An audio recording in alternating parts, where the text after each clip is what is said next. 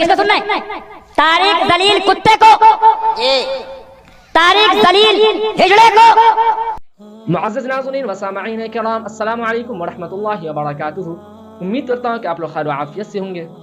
आज के इस फ़िरक़ा वारियत वाले दौर में अब आप सोच रहे होंगे कि दानिश भाई आप फ़िरक़ा वारियत वाला दौर क्यों बोल रहे हैं, तो मैं इसकी वजाहत करूँगा आगे। तो आप लोगों से गुजारिश है कि आप लोग इस वीडियो को पूरा देखें, लाजमी देखें, तभी आपको पूरी वीडियो की हकीकत मालूम होगी। तो मैं बोल रहा था कि फ़िरक़ा वारियत वाले इस दौर में इतना लोगों के अंदर फ़िरक़ा वारियत हो गया कि जिस जगह पर हम बैठे हुए हैं, जिस चीज़ पर बैठे हुए हैं, उसकी अहमियत का हमें अंदाज़ा नहीं, उसकी हकीकत का हमें पता नहीं। और हो सकता है इनको पता भी हो, वो मिंबर रसूल पर बैठकर मौलाना तारिक जमील साहब को गाली दे रहे हैं। और ये मौलाना तारिक जमील की बात नहीं बोल रहा हूँ मैं, उन्होंने नाम लेकर गाली दिया इसीलिए मैं बता रहा हूँ मौलाना तारिक जमील। लेकिन मिंबर रसूल पर बैठकर आप कोई गलत बात नहीं कह सकते हैं। तो मैं चाहता हूं कि पहले आप इस वीडियो को देखें, फिर इंशाअल्लाह उसके बाद अली मिर्ज़ा की क्या राय है जो मिंबर रसूल पर बैठकर गाली दे रहे हैं, मिंबर रसूल पर या गाली देते हैं किसी को, उनकी क्या राय है, उनकी राय भी लेंगे। पहले आप इस वीडियो को देखें। तुम पे लोग किसको सुनना है?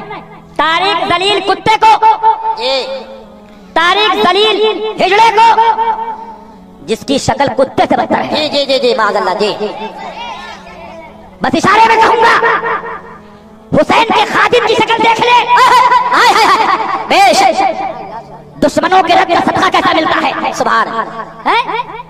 उसके मुकाबले उसको सुनता है तो रंडियों को बुलाता है। माज़अल्लाह। तो मुअज़्ज़ज़ नाज़रीन, आपने देखा कि ये मौलाना मिंबर रसूल पर बैठकर गाली दे रहे हैं। जिस मिंबर रसूल पर बैठकर नबी करीम सल्लल्लाहु अलैहि वसल्लम ने इस्लाम की दावत दी, लोगों को दीन की तरफ बुलाया, लोगों को अच्छाई की बात बताई, और आज हम उस मिंबर रसूल की अहमियत को भूल गए और आज हम मिंबर रसूल पर बैठकर एक मौलाना दूसरे मौलाना को गाली देते फिर रहे हैं।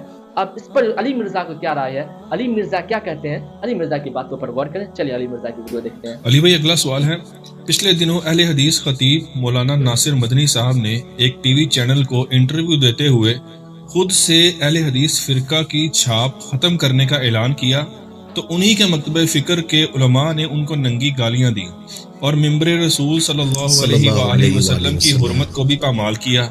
इस हवाले से अभी तक आप खामोश क्यों हैं? खामोश नहीं है जी, वैसे हम ऑन कैमरा नहीं बोल रहे थे, लेकिन इनफरादी तौर पे मैंने उनको फ़ोन कॉल की थी और इस हवाले से उनके साथ इजहार यकजहती किया था और उनकी हौसला अफजाई की थी कि आपने ये बड़ा अच्छा स्टेप लिया है कि हमें फ़िरका वारियत की लानत से बालातर होकर किताब व सुन्नत को सुप्रीम मानना चाहिए और इसी तरीके से कुरान और अहले बैत अलैहिमुस्सलाम की निस्बत को बाकी मुसलमानों में एक कॉमन बॉन्ड के तौर पर पेश करना चाहिए। ये जो कुछ हुआ और जिस किस्म की नंगी गालियाँ मुख्तलिफ उलमा ने निकाली, उनमें से एक ने तो बहुत ही सख्त गुफ्तगू की। उसने तो उनकी माँ को, उनके बाप को अजीब व गरीब तरीके से गालियाँ निकाली जो एक बाजारी लोग निकालते हैं। अब वो गालियाँ तो मैं रिपीट नहीं कर सकता जो उन्होंने मिंबर रसूल पर निकाली सल्लल्लाहु अलैहि वसल्लम। कम से कम ये वाक़या आम मुसलमानों की आंखें खोल देने के लिए काफ़ी है कि मुख्तलिफ मकातबे फ़िक्र के उलमा ने इतनी दरारें डाल दी हैं दीन के मनहज के एतबार से कि कोई शख्स ज़रा सा भी अपने फ़िरके से हट के कोई बात करे तो उसको कहते हैं कि अब ये हमसे फारिग हो गया। कोई गलत बात नहीं की है, मैंने उनका क्लिप खुद सुना है। उन्होंने कहा कि मैं सुप्रीम मानता हूँ कुरान और सुन्नत को जो पाकिस्तान के आयन में है, बिल्कुल ठीक है। और उन्होंने कहा कि मोहम्मद और आले मोहम्मद सल्लल्लाहु अलैहि वसल्लम, दोनों बातें बिल्कुल ठीक है। कुरान और सुन्नत के हवाले से तो अल मुस्तदरक लिल हाकिम में सही सनद से हदीस मौजूद है कि अल्लाह के महबूब सल्लल्लाहु अलैहि वसल्लम ने हज्जतुल वदा के मौका पर फरमाया कि मैं अपने बाद तुम में दो ऐसी चीज़ें छोड़कर जा रहा हूँ जिन्हें मजबूती से पकड़ लोगे तो कभी गुमराह नहीं होगे। एक अल्लाह की किताब और दूसरा उसके नबी की सुन्नत। और सुन्नत आज की डेट में वो जो सहीहुल इस्नाद अहादीस से ड्राइव होगी। और दूसरी बात नासिर मदनी साहब ने की हफिज़हुल्लाह ताला कि आले मोहम्मद को सुप्रीम मानना, बिल्कुल ठीक है, वो सही मुस्लिम में हदीस है। ये तो हाकिम में थी ना, वो तो हमारी मेन स्ट्रीम की किताबों में है। सही मुस्लिम में ऊपर तले 4 हदीस हैं 6225 से लेकर 6228 तक कि नबी इस्लाम ने अपनी वफात से तकरीबन 2.5 महीने पहले اپنے آخری حج جو آپ نے کیا، پہلا اور آخری حج تھا، اس سے واپسی پر مکے سے مدینے آتے ہوئے خم نامی گاؤں میں آپ نے خطبہ دیا. غدیر خم کی حدیث جو سنی اور شیعہ کے درمیان کامن ہے، وہ آپ کی گفتگو کنکلوڈنگ گفتگو ہے کہ اے لوگو آگاہ ہو جاؤ، میں بھی ایک انسان ہوں، قریب ہے کہ اللہ کا قاصد یعنی موت کا فرشتہ میرے پاس آئے اور میں اس کی دعوت قبول کر لوں. میں اپنے بعد تم میں 2 بھاری چیزیں چھوڑ کر جا رہا ہوں. ان میں سے پہلی چیز اللہ کی کتاب ہے، اس میں ہدایت ہے، اس میں نور ہے. تم اللہ کی کتاب کو پکڑو، اپنا تعلق اس کتاب کے ساتھ مضبوط کرو. اللہ کی کتاب اللہ کی رسی ہے، جو اسے پکڑے گا وہ ہدایت پر ہوگا، جو چھوڑ دے گا وہ گمراہ ہو جائے گا. اور زید بن ارقم کہتے ہیں کہ نبی علیہ السلام پھر ہمیں قرآن پہ ترغیب دلاتے رہے اور پھر فرمایا کہ دوسری بھاری چیز میرے اہل بیت ہیں. میں اپنے اہل بیت کے معاملے میں تمہیں اللہ کا خوف دلاتا ہوں. میں اپنے اہل بیت کے معاملے میں تمہیں اللہ کا خوف دلاتا ہوں. میں اپنے اہل بیت کے معاملے میں تمہیں اللہ کا خوف دلاتا ہوں. یہ بات آپ نے 3 دفعہ ریپیٹ کی. تو یہ محمد اور آل محمد کا ذکر موجود ہے الحمدللہ. تو یہ انہوں نے کوئی غلط بات نہیں کی تھی کہ اس کے اوپر سیخ پا ہوتے ہیں. ہم بھی بات کہہ رہے ہیں کہ بریلوی، دیوبندی، اہل حدیث، سنی، شیعہ کی تفریق سے بلند ہو کر آپ اپنے آپ کو مسلمان کہیں. جو سورۃ الحج میں اللہ تعالیٰ نے فرمایا ملت ابیکم ابراہیم، پیروی کرو اپنے باپ ابراہیم کی ملت کی، ہوا سماکم المسلمین، جنہوں نے تمہارا نام اسم مسلم رکھا تھا. یہاں پر اسم کے طور پر ہے، صفت کے طور پر نہیں. تمہارا نام انہوں نے مسلم رکھا تھا. من قبل وفی ھذا، اس قرآن کے نزول سے پہلے انہوں نے رکھا تھا اور اس قرآن میں اللہ نے تمہارا نام مسلم رکھ دیا. تو ہم اس پہ فخر محسوس کریں.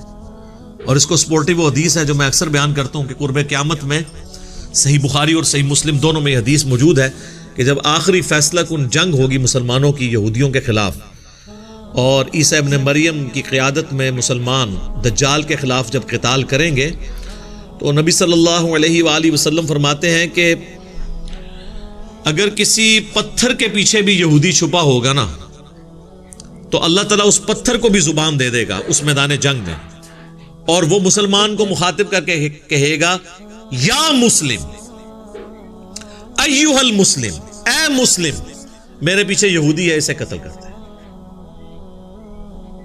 وہاں پر تو نہیں ہے کہ وہ کہے گا کہ اے اہل حدیث، اے بریلوی، اے دیوبندی، اے شیعہ.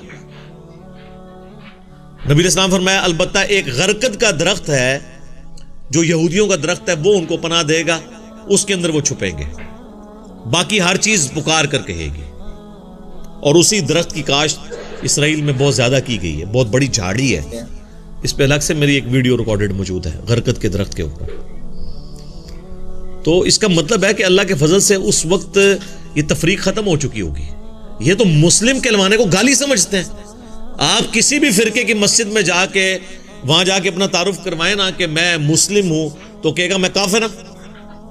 لیکن اس کی بجائے اگر آپ یہ کہیں کہ میں بریلوی ہوں، تو دیوبندیوں کی مسجد بھی ہوئی نا، تو وہ آپ کو برا نہیں کہے گا. وہ کہے گا اچھا ہاں بریلویوں کی تو اتنی یہاں پہ مسجدیں موجود ہیں. یا دیوبندیوں کی مسجد والا کوئی بریلویوں کی مسجد میں چلا جائے اور کہ میں دیوبندی ہوں، تو کہے گا ہاں جی دیوبندیوں کی بھی مسجدیں ہیں، وہ بھی ہمارے بھائی ہیں. لیکن اگر کہیں مسلم تو اس سے چڑھیں گے. لیکن انشاءاللہ تعالی ہماری ویڈیوز کی برکت سے جو تبدیلی آئی ہے، تو یہ امام مہدی اور عیسیٰ ابن مریم علیہ السلام کے لیے جو ہے وہ فضا تیار ہو رہی ہے کہ اس وقت تو پھر یہ تفریقیں ختم ہو چکی ہوں گی. یہ نہ ہو کہ اس وقت کہیں کہ یہ تو انجینئر صاحب کی کوئی ویڈیو لگی ہوئی ہے جو مسلم مسلم کہہ رہا ہے. کیونکہ یہ تو ہم نے ہی نعرہ بلند کیا نا کہ نہ میں وابی نہ میں بابی، میں ہوں مسلم علمی کتابی. اس نعرے سے اگر کسی کو چڑھا ہے تو ہم نے ایک نرم سا نعرہ بھی عرض کیا ہے کہ مرنے سے پہلے اے مسلمان کر لے اس پہ غور، کتابوں کا خدا اور ہے، بابوں کا خدا اور. یعنی جس خدا کا تعارف کتابیں ہمیں کرواتی ہیں وہ اور ہے، اور جو بابوں نے تعارف کروایا وہ اس خدا کا وہ تعارف نہیں تھا. تو کتابوں کو فالو کیا جائے، اور صرف ان بابوں کو فالو کیا جائے جو کتابوں کو فالو کرتے ہیں. یہ کہتے ہیں نہیں بابوں کو نہیں مانتے. سر ہم بابوں کو مانتے ہیں، لیکن اگر بابے کتابوں کے خلاف ہو جائیں تو ان بابوں کی عزت کیوں کریں؟ بابوں کی عزت کیوں تھی؟ کتابوں کی وجہ سے. اگر وہ کتابوں کے دشمن ہو جائیں اور کہیں کہ کتابیں ڈائریکٹ پڑھنے سے انسان گمراہ ہو جاتا ہے قرآن و سنت، تو ہم تو کہیں گے پھر تو سب سے پہلے تو تمہاری بزرگی فارغ نا، کیونکہ تم نے یہ سب کچھ اویل کیا تھا اسی نسبت سے. اب جب تم اس نسبت سے اعلان برات کر رہے ہو اور اس نسبت کا مذاق اڑا رہے الٹا، تو پھر تو ہم یہی کہیں گے نا کہ تم تو آستین میں چھپے ہوئے سانپ ہو. دیکھتے ہیں وہ نقصان جو یہود و نصارہ نے اسلام کو پہنچانا تھا تم پہنچا رہے ہو. تو اس پہ غور کرنا چاہیے. میں تو ناصر مدنی صاحب کی بالکل تائید کرتا ہوں. میں نے ان کو ٹیلی فون پہ بھی یہ بات کی تھی کہ ہم آپ کے ساتھ کھڑے ہیں. آپ نے بہت جرت والی بات کی ہے کہ کتاب و سنت کو، محمد اور آل محمد کو صلی اللہ علیہ وآلہ وسلم ہمیں سپریم ماننا چاہیے اور اسی پہ ہمیں فخر محسوس کرنا چاہیے. باقی رہ گیا یہ علماء کی گندی لینگویج، تو ان کے لیے تو میں ایک ہی حدیث بیان کروں گا جو صحیح بخاری اور صحیح مسلم دونوں میں موجود ہے کہ اللہ کے محبوب صلی اللہ علیہ وآلہ وسلم نے فرمایا منافق کی 4 نشانیاں ہیں، اگر ایک بھی پائی جائے تو وہ منافقت پہ ہے اور 4 پائی جائیں تو پکا منافق ہے. نمبر 1، وعدہ کرے تو توڑ دے. نمبر 2، اس کے پاس امانت رکھوائی جائے تو خیانت کرے. نمبر 3، جھوٹ بولے. اور نمبر 4، جب جھگڑا ہو تو گالی گلوچ کے اوپر اتر آئے. تو یہ علماء جو گالی گلوچ پہ اترے ہوئے ہیں، ہم نہیں کہتے یہ اعتقاداً منافق ہیں، لیکن عملاً منافق ہیں. اعتقاداً ٹھیک ہے مسلمان ہیں، لیکن ان کا یہ عمل منافقین والا ہے کہ یہ چھوٹے سے اختلاف کے اوپر گالی گلوچ کے اوپر اتر آتے ہیں. اور آپ یہ دیکھیں بجائے سمجھانے کے نا کہتے ہیں فارغ ہو گیا، اور پھر کہتے ہیں ہم نے تو یہود و نصارہ کو بھی دعوت پیش کرنی ہے. اپنے فارغ کیے آ رہے ہیں اور دعوت دوسروں کو دینی ہے. ہونا تو چاہیے نا، اپنے لوگوں کو بھی اگر کہیں پہ غلطی لگی ہے تو آپ ان کی علمی اصلاح کریں، بجائے کہ آپ ان کو گالیاں نکالیں جس طریقے سے یہ لوگ نکالتے ہیں. تو یہ تو ایٹیچیوڈ بالکل غلط ہے. اور میں سمجھتا ہوں اس واقعے نے ان کا جو میک اپ والا چہرہ ہے نا اس کے اوپر سے میک اپ اتار دیا ہے اور یہ بات بتا دی ہے کہ جب تک آپ مکمل ان کے فرقے میں یعنی ان کی ملت پر نہ آ جائیں یہ آپ سے راضی نہیں ہوں گے. لہٰذا اس طرح کی ویڈیوز کے بعد کم از کم مجھے مشورہ دینا آپ چھوڑ دیں. اس کی وجہ یہ ہے کہ جب اسی فرقے کا کوئی ایک عالم کسی ایک بات پہ اختلاف کرتا ہے تو اس کے ماں باپ کو گالیاں دے کے اس کو فرقے سے باہر نکال دیتے ہیں. تو ہم نے تو 20 باتوں میں آپ سے علمی اختلاف رکھنا ہے اگرچہ آپ کو مسلمان مانتے ہیں. تو ہمیں آپ کیسے ہضم کریں گے؟ آپ تو اپنے لوگوں کو ہضم کرنے کے لیے تیار نہیں ہیں. ہم تو ویسے ہی پہلے ہی پرائے ہیں. جب اپنے لوگوں کو، اپنے سٹیج پہ آنے والے لوگوں کو، اپنے فرقے کی خدمت کرنے والے علماء کو ہی آپ ایکسیپٹ کرنے کے لیے تیار نہیں ہیں اور پورے جمعے پڑھا رہے ہیں اور ممبر پہ چڑھ کر آپ جو ہے وہ گندی زبان استعمال کر رہے ہیں جو علماء کو زیب ہی نہیں دیتی، تو بڑا خطرناک معاملہ ہے. اس طرح کی بات کرنا، اس طرح کے معاملے کے اوپر اس ایکسٹریم پہ چلے جانا، تو آخرت کی فکر کرنی چاہیے. ایک اور حدیث ہے بخاری اور مسلم میں، نبی علیہ السلام نے فرمایا کہ بعض اوقات انسان اللہ تعالیٰ کی خوشنودی کا ایسا کلمہ اپنی زبان سے نکالتا ہے کہ اس کی طرف اس کی توجہ نہیں ہوتی، لیکن اس کی وجہ سے اللہ تعالیٰ اس کے درجات کو بلند کر دیتا ہے. اور بعض اوقات اللہ کی نافرمانی کا ایسا کلمہ اپنی زبان سے نکالتا ہے کہ اس کی طرف اس کی توجہ نہیں ہوتی اور اس کی وجہ سے وہ جہنم کی اتنی گہرائی میں گر جاتا ہے جتنا کہ مشرق اور مغرب کا فاصلہ ہے اور اسے پتہ بھی نہیں ہوتا. تو یہ ممبر رسول کے اوپر جو اس قسم کی غلیظ زبان استعمال کر رہے ہیں ان کو دیکھنا چاہیے کہ آپ تقدس ممبر رسول کا پامال کر رہے ہیں اور پھر آپ یہ بتا رہے ہیں کہ آپ کے فرقے کی پہچان یہ ہے کہ جو عالم جتنی موٹی گالی نکال سکتا ہے وہ اتنا بڑا آپ کے فرقے کا سپاہی ہے. اس سے تو یہی رزلٹ نکلے گا نا. اور اپنی اپنی حاضریاں سارے آ کے لگا رہے ہیں. کسی بڑے عالم دین نے ایسے شخص کی گالیوں کی مذمت نہیں کی ہے کہ جی ہاں جی ہم اس نے جو گالیاں نکالی ہیں ہم اسے آن نہیں کرتے، کیونکہ وہ ان کے مطلب کی بات ہو رہی ہوتی ہے. جب مطلب کی بات ہو رہی ہوتی ہے تو پھر تو ظاہر ہے کہ وہ تو اس کو انجوائے کر رہے ہوتے ہیں اور الٹا شیئر کروا رہے ہوتے ہیں. تو ایسے تمام علماء اپنے اپنے فرقوں کے لیے خود کش حملہ آور بنے ہوئے ہیں. ہمیں کسی فرقے کے اوپر حملہ کرنے کی ضرورت نہیں ہے. یہ علماء خود ہی خود کش حملہ آور بن کے اس قسم کے گالی گلوچ کی لینگویج استعمال کر کے اپنے فرقے کو ننگا کر رہے ہیں. ہمیں میرا خیال ہے اس سے آگے اس پہ کوئی کامنٹس کرنے کی ضرورت نہیں ہے. معزز ناظرین، سامعین کرام، آپ لوگوں نے علی مرزا صاحب کو بھی سنا، ان کی بات آپ لوگوں کو سمجھ میں آئی ہوگی. اب میں بتا دوں کہ نبی کریم صلی اللہ علیہ وسلم کی جگہ پر جو شخص بیٹھا ہوا ہے وہ واقعی عالم دین ہوگا، وہ واقعی علم اس کے پاس ہوگی، تبھی اس جگہ پر آ کر وہ شخص بیٹھ رہا۔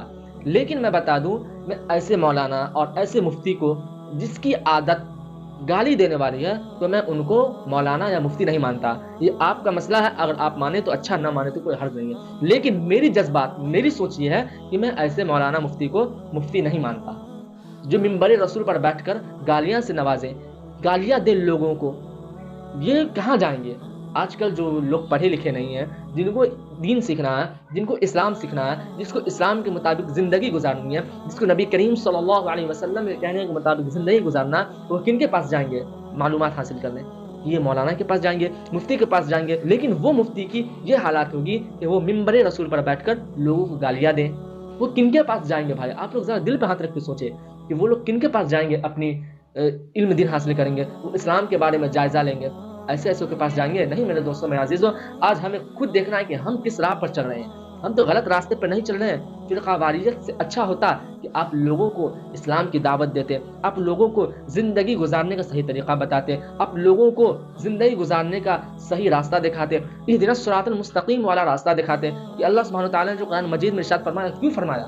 کچھ تو ریزن ہوگا، تبھی تو قرآن مجید میں ذکر کیا اہدنا الصراط المستقیم، یہ سیدھے راستے کی ہدایت دے۔ لیکن ہم یہ صرف چیز نہیں بتائیں گے، ہمارا مقصد تو فرقہ واریت پھیلانا، دیوبندی بریلوی کرنا، اہل حدیث کرنا، تو ہمیں کیسے ہمارے دماغ میں سب چیز آئے گا؟ تو میں اللہ کے واسطے کہہ رہا ہوں کہ آپ لوگ ایسے مولاناؤں سے دور رہیں، اور یہ مولانا کے پاس ہماری ویڈیو پہنچ رہی ہے تو میں ہاتھ جوڑ کر ان سے بولتا ہوں کہ آپ ایسی بات نہ کریں، اور ذرا اسلام پر دھیان دیں، اس کو لوگوں تک اسلام کو پہنچائیں، اور پھر ملتے ہیں انشاءاللہ نیکسٹ ویڈیو میں۔ جب تک کے لیے